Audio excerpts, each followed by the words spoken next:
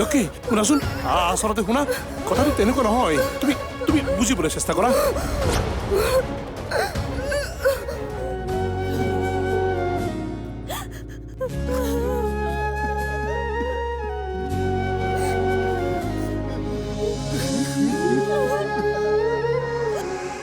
লক্ষী গ'ল ভালেই হ'ল এতিয়া আৰোহীৰ মাকৰ দায়িত্ব লৈ মই এইখন ঘৰত আৰাম কৰিব পাৰিম এনেকৈ হ'লে কেনেকৈ হ'ব কওকচোন আজি 15 দিনেই হ'ল আৰোহী না ভালকৈ কিবা খাইছে না কাৰোবাৰ লগত কথা পাতিছে ৰুমটোতে সোমাই আছে মই যে তাইক আৰু চাই থাকিব নোৱাৰা হৈছোঁ জানেনে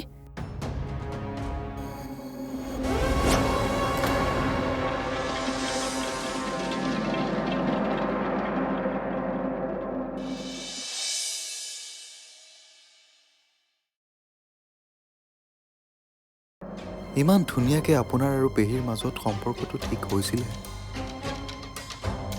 শেষ হৈ গ'ল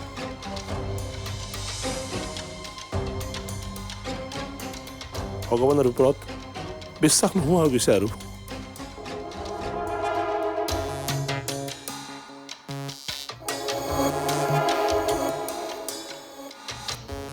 হয়তো মানুহকে বিশ্বাস কৰা টান এতিয়াতো ভগৱানক বিশ্বাস কৰাও টান হৈ গৈছে মোকো লৈ যাব লাগিছিল অকলে থাকি মই কি কৰিম তেনেকৈ নক'ব পেহা আপোনাৰ ওপৰত কিমান মানুহ নিৰ্ভৰশীল সেয়া আপুনি নিজেও জানে নহয় মানে মই আৰোহী বৌহঁতৰ কথাটো কৈছোঁ পেহীৰ অনুপস্থিতিত আপুনিও জানো গোটেইখিনি দায়িত্ব ল'ব নালাগিব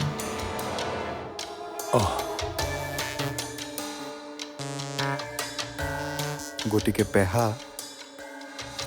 আপুনি ইয়াতে থাকি যাওক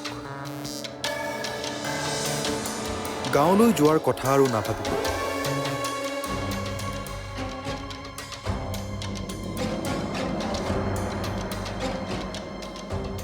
নাই নাই ইয়াত থাকিলে নহ'ব মই তালৈ যাবই লাগিব কিয় তাত কিয় যাব লাগে তাত গৈ কৰিব কি আপুনি কি আছে তাত আপোনাৰ তুমি নুবুজিবা তাত মোৰ লক্ষীৰ স্মৃতি জড়িত হৈ আছে মই যাব লাগিব তালৈ তাত থাকিম মই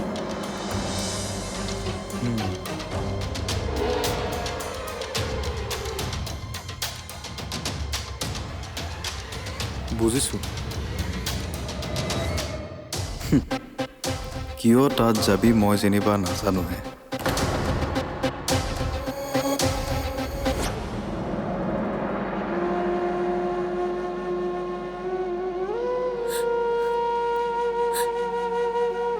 মা তই মোক অকলশৰীয়া কৰি কিয় গুচি গলি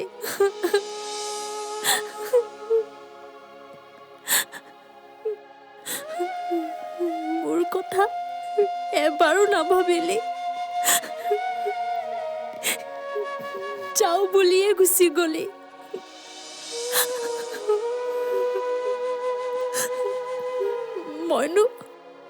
মইনো তোক সঁচাকৈয়ে ইমান দুখ দিলোনে মোক অভিমান কৰি একো এটা নোকোৱাকৈয়ে তই একেবাৰে আঁতৰি গলি মা তোৰ অবিহনে মই কেনেকৈ জীয়াই থাকিম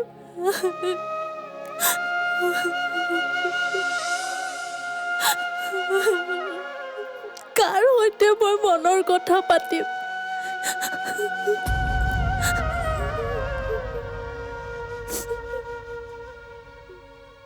আৰোহী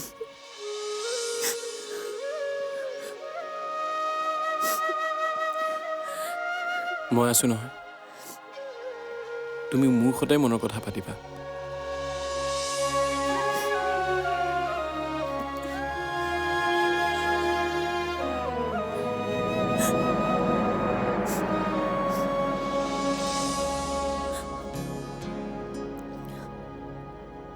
আৰোহী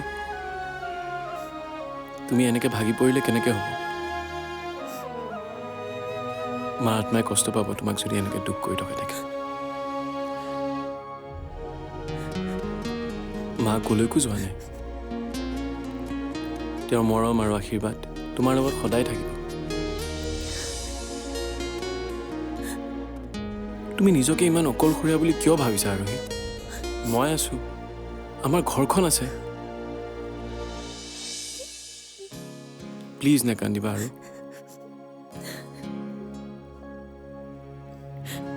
তুমি জানো সঁচাকৈ মোৰ সৈতে আছা আৰে এইটো আকৌ কেনেকুৱা প্ৰশ্ন মই সদায় আছো আৰু সদায় থাকিম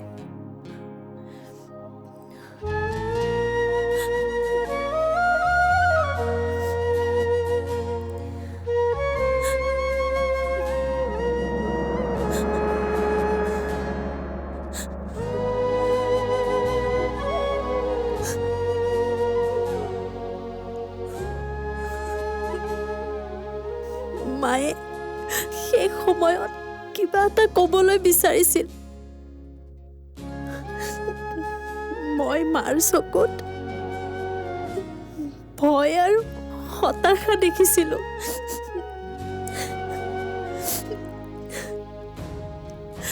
কি ক'বলৈ বিচাৰিছিল তাকে ভাবি উৰ পোৱা নাই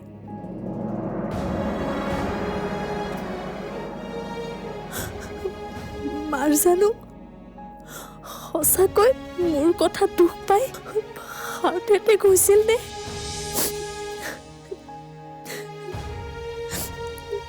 এইটো কথা ভাবিয়ে নিজকে ক্ষমা কৰিব পৰা নাই তুমি নিজকে দুখী বুলি নাভাবিবা আৰোহী মায়ে তোমাক ভালকৈ বুজি পাইছে সেয়ে মই ভাবোঁ যে তেওঁ তোমাৰ কথাত দুখ পাই হাৰ্ট এটেক হোৱা নাই তেওঁ চাগে ভিতৰে ভিতৰে গা বেয়া হৈয়ে আছিল নেকি আৰু কাকো কোৱা নাছিলে জানো তুমি মোক সান্তনা দিছা দুখী ময়ে মাৰ মৃত্যুৰ বাবে দায়ী আৰোহী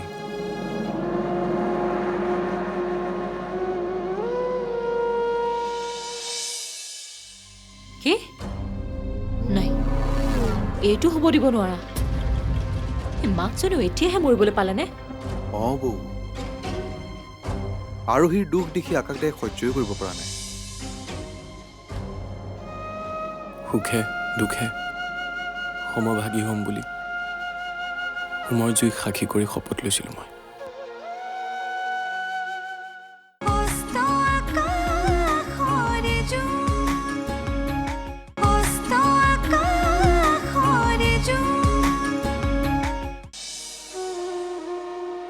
তোমাৰ আৰু বাৰ নিৰ্লজ্জ সম্পৰ্কৰ কথা চিন্তা কৰি থাকোঁতে মই মোৰ মাৰ মনৰ কথা বুজিবলৈ আহৰিয়ে নাপালোঁ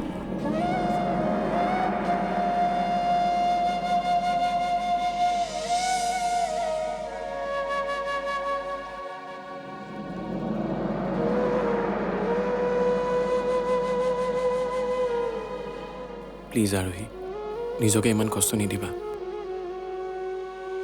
লোৱা পানী খোৱা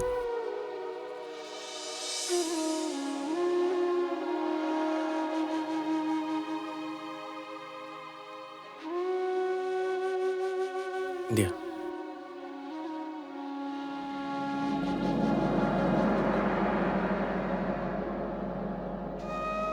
সুখে দুখে সমভাগী হ'ম বুলি হোমৰ জুইক সাক্ষী কৰি শপত লৈছিলোঁ মই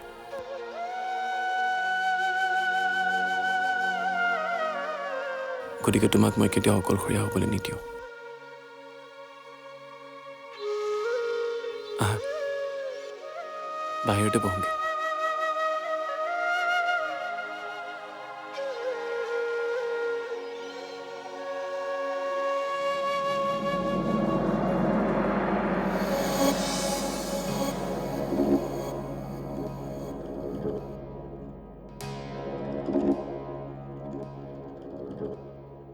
নদীৰ সোঁতৰ দিশ সলনি কৰিবলৈ যোৱা বান্ধৰ কাম দেখোন ওলোটাহে হ'বলৈ গৈ আছে। কি কৰা যায়?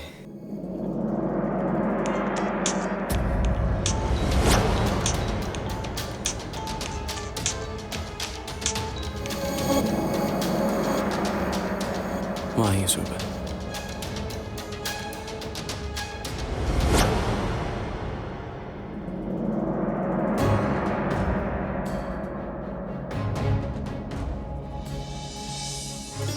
কোনোবা আহিছিল নেকি ইয়ালৈ? আমাক এনেকৈ দেখি গুচি গ'ল নেকি?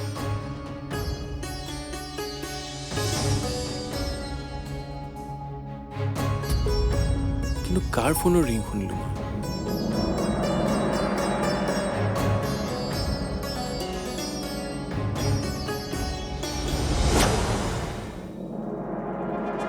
ৰক্ষা বৌ, ৰক্ষা। আকাশদাই মোক নেদেখিলে। দেখিলেই মই ধৰা পৰি গ'লোহেঁতেন। মই সিহঁতৰ কথাবোৰ মনে মনে শুনি আছিলোঁ। ইমান ভয় কিয় খোৱা? দেখিলে কিবা এটা বাহানা বনাই দিলেই হ'ল হয়। বাৰু বৌ, আচল কথাটো শুনক। আচল কথা মানে? মানে বৌ,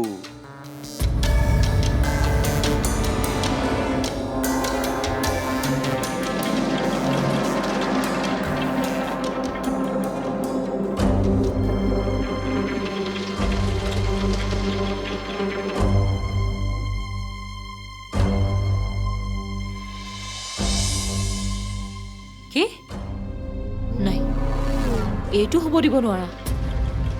এই মাকজনীও এতিয়াহে মৰিবলৈ পালেনে? অঁ বৌ, আৰোহীৰ দুখ দেখি আকাশদাই সহ্যই কৰিব পৰা নাই।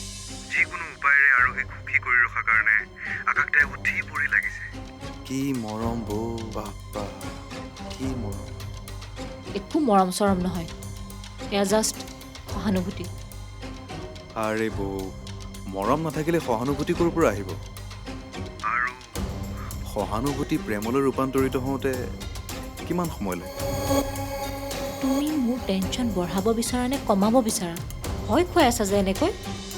বৌ, শত্ৰুৰ লগত যুঁজিবলৈ হ'লে শত্ৰুৰ প্ৰতিটো ভাল বেয়া খবৰ হজম কৰাৰ ক্ষমতা থাকিব লাগিব। হ'ব, মোৰ ক্ষমতা নথকা নহয়, ইমান উইককৈ নহয়। গুড। শত্ৰুৰ ভাল দেখি বিচলিত নহ'ব। মগজু নিয়ন্ত্ৰণত থাকিলেহে শত্ৰুৰ এই ভাল পৰিৱৰ্তন কৰিব পৰাৰ বুদ্ধি আহিব।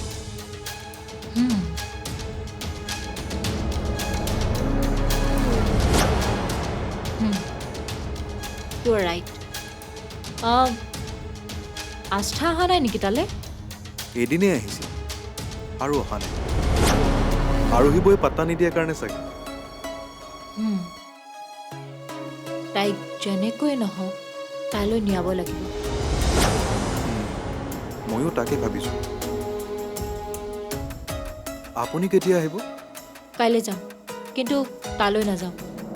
কেইদিনমান পাপাৰ লগত থাকিহে যাম। গোটেই সোপা তাতে আছেগৈ। মই ইমান ভিৰ ভাৰ সহ্য কৰিব নোৱাৰোঁ। পিছত যাম। কিন্তু আপুনি ইয়াত থকাটো দৰকাৰ আছিল।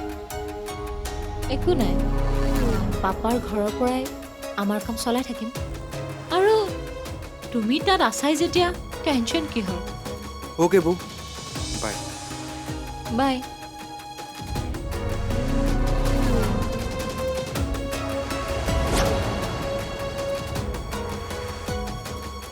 সকলোৱে চকু মুদি ৰোৱা। মই আছোঁ নহয়, কোনো টেনশ্যন নাই।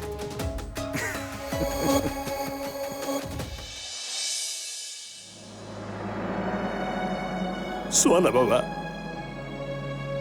সুখ অলপ জীৱনলৈ আহিছিলে, তাকো নিয়তিয়ে কাঢ়ি লৈ গ'ল। বেচেৰী লক্ষীয়ে সুখ ভোগ কৰিবলৈ নাপালে। ভাবিছিলো এইবাৰ মই লক্ষীক মহা সুখত ৰাখিম। নাপালে সুখ তাই, নিলে কাঢ়ি মোৰ লক্ষীক মোৰ পৰা।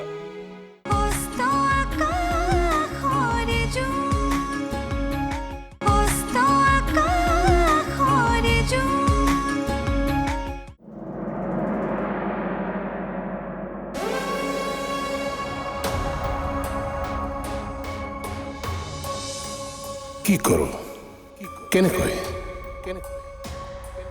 আৰোহীৰ পৰা এতিয়া চহীটো লোৱা যায় কেনেকৈ এনে কি উপায় উলিয়াব পাৰি য'ত আৰোহীয়ে তৎক্ষণাৎ মোক চহীটো দি দিয়ে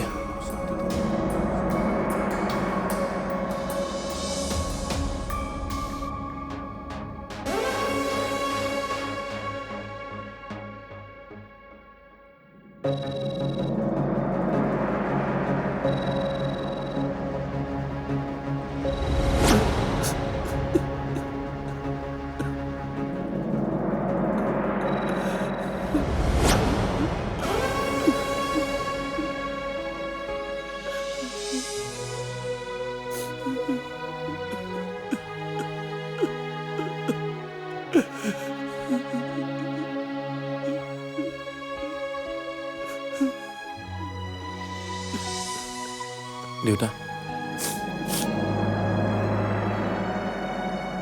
চোৱা না বাবা সুখ অলপ জীৱনলৈ আহিছিলে তাকো নিয়তিয়ে কাঢ়ি লৈ গ'ল বেচেৰী লক্ষীয়ে সুখ ভোগ কৰিবলৈ নাপালে ভাবিছিলো এইবাৰ মই লক্ষীক মহা সুখত ৰাখিম নাপালে সুখ তাই নিলে কাঢ়ি মোৰ লক্ষীক মোৰ পৰা আপোনাৰ মানসিক অৱস্থাটো মই বুজিছোঁ দেউতা তথাপিতো কৈছোঁ ধৈৰ্য ধৰক এবাৰ আৰু কথা ভাবকচোন তাই কি অৱস্থা হৈছে আগতে মাকৰ মৰম পাইছিলে দেউতাকৰ মৰম নাছিলে আৰু তেওঁ মৰম কৰিব পৰা মাকজনীয়ে চিৰজীৱনৰ কাৰণে আঁতৰি গ'ল গতিকে এতিয়া মাক দেউতাক দুয়োজনৰে মৰম আপুনিয়ে দিব লাগিব দেউতা আপুনি এনেকৈ ভাগি পৰিলে নহ'ব দেউতা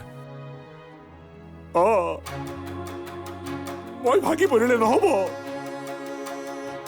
মই এনেকৈ কান্দিলে নহ'ব মই তাইক চম্ভালিব লাগিব তাইৰ চকুত মই চকু পানী থাকিবলৈ নিদিওঁ আজিৰ পৰা যিয়ে নহওক মই আৰু নাকান্দো তাইৰ সুখৰ কাৰণে যি কৰিব লাগে মই তাকেই কৰিম জানে দেউতা আপোনাৰ মৰমত আৰোহীয়ে শান্তি বিচাৰি পাব আৰু মইতো আছোৱেই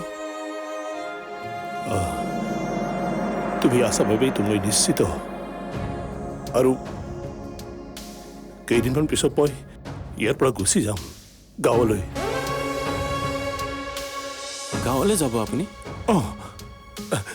লক্ষীৰ আশা মই পূৰণ কৰিব লাগিব মই গাঁৱলৈ যাব লাগিব গাঁৱত গৈ ব্যৱসায় কৰিব লাগিব নিজে স্বাৱলম্বী হ'ব লাগিব লক্ষীৰ আত্মাক শান্তি দিবই লাগিব আপোনাৰ ভাৱনা মই বুজিছোঁ দেউতা তথাপি আপুনি এনেকৈ যাব নোৱাৰে আমি আপোনাক এনেকৈ তাত অকলে থাকিব দিব নোৱাৰোঁ মুঠতে আপুনি যি কৰে ইয়াতে থাকি কৰিব লাগিব নাই মোক বাধা নিদিবা